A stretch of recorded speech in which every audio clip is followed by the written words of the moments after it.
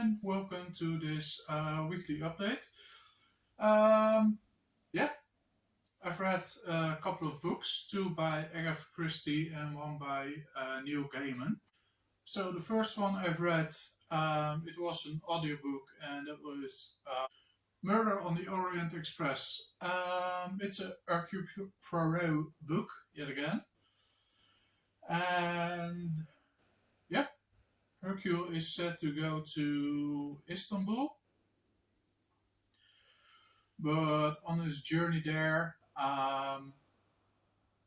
he gets a message that he's needed back into the UK. So he needs to find a way to get to the UK because some case he's been working on, yeah, it's nearly closing. So on his search to find a train, he meets a friend of his, Mr. Book, and apparently he is the head captain of the railways over there. So he gets on the train and yeah, he meets a very mysterious man, and Hercule Poirot thinks, well, he's not a very nice man. And that man says, I'm afraid of my life.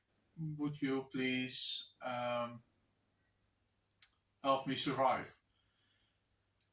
And Hercule declines that offer, even though the man wants to pay him a lot of money. And he says, I can't do it for you. And lo and behold, the next day, the man is killed or murdered. And well, they discover he's murdered. The train also has come to a stop somewhere in former Yugoslavia. Back then it was Yugoslavia, but it's one of the 6 or 7 Balkan countries that's still over there because of some heavy snowfall. So the murderer can't escape, and Hercule is sent on a mission to discover who's done it. So that's the setup for the mystery. I really liked it. It wasn't as usual as the other Hercule Poirot stories. So that was a nice change, and yeah, it's one that's been. It's one of Christie's story that's been adapted the most. Well, I haven't seen any of them, and yeah, I really like the conclusion, but I won't spoil what the conclusion is. So yeah, please read it, and otherwise I think you can find 2 or 3 movies or series if you don't want to go through a 250-ish page book. I don't think I can show the original title of the book because maybe I get demonetized, because the second book I've read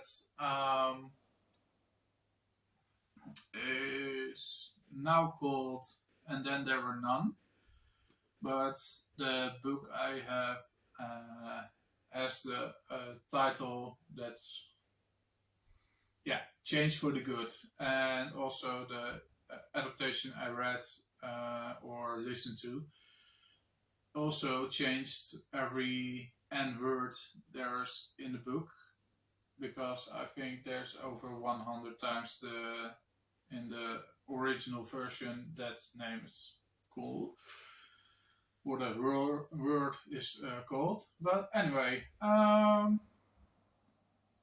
summary of the story is 10 people get a letter from a Mr. or Mrs. Owen to go to Soldier Island. That's how it's called now. And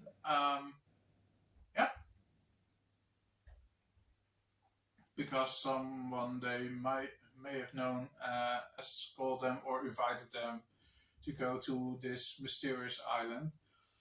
So when they arrive, um, they really don't expect that the one who has invited them, um, yeah, he or she isn't there.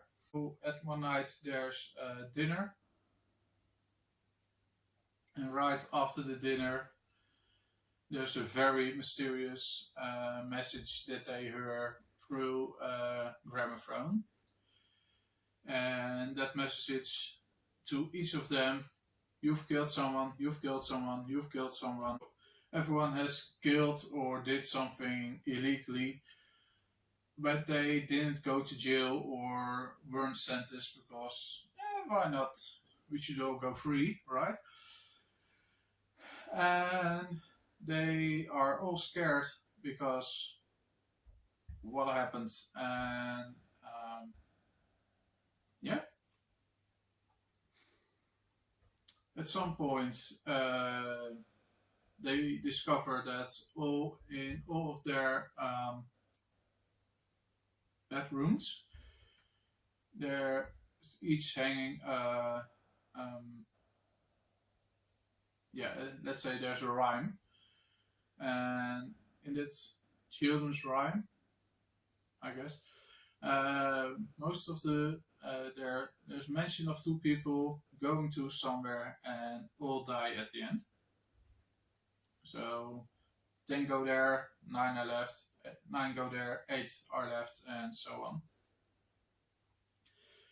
And eventually, all the people who are on that island start to die accordingly to how it's mentioned in that poem or children's rhyme. And everyone suspects one another, and they're looking for the murderer. But they discover, well, one of us probably is the murderer, but who? It's a very entertaining story. At least for me, it had a very unexpected ending, and yeah, I really liked it. It's probably one of the best Agatha Christie books I've read or listened to. I haven't read any Miss Marple and Hercule Poirot. I've read multiple now, but yeah, they're fine, they're okay, but not very, very spectacular. And all the standalone books Agatha Christie has written, at least most of them, I really or enjoyed more than the regular ones. So yeah, I really liked it. The ending, it's so good. So if you have time and you want to read some great mystery, please go read And Then There Were None. And the third and final book that I've read is Anansi Boys by Neil Gaiman. So a guy is called Fat Charlie, not because he's fat, he lost all his weight and he's just a regular looking guy. Um, but everyone still calls him Fat Charlie, and that's because his father used to give him the nickname Fat Charlie, and that stick to everyone.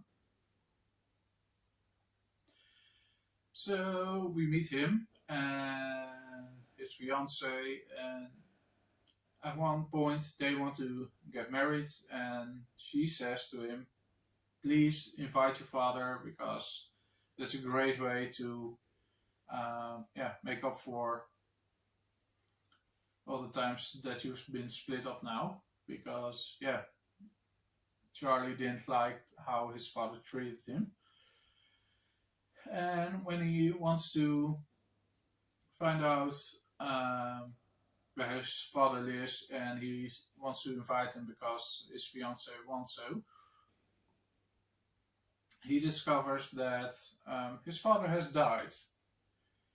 So he goes to the funeral, but he's too late, and everything that can go wrong does go wrong with Charlie. Um, there he finds one of his old neighbors, and she tells him, "You do know you had a brother, right?" And Charlie has completely forgotten about it. And she says to him, well, if you see a spider and you tell to that spider if you want to meet your brother, yeah, you can tell it and he'll arrange it. And lo and behold, that becomes true. So Spider, that's also the name of his brother, um, meets Charlie and eventually takes over all his life. So his fiance falls in love with him. He loses his job because of him, and police is trying to investigate him, and whatever, everything, like I said, that can go wrong does go wrong. So Charlie, still goes back again to his former neighbor, and she says, "Well, I know a way how to get rid of him if you want to." And there's some evil black magic going to happen, and from that point on, everything goes crazy. Yeah,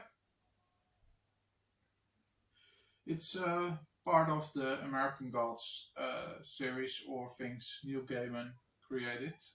I yeah, I had some issues with the book, mainly because didn't I didn't find the characters enjoyable, and the whimsical things Gaiman normally puts into his books, I couldn't find it in this one.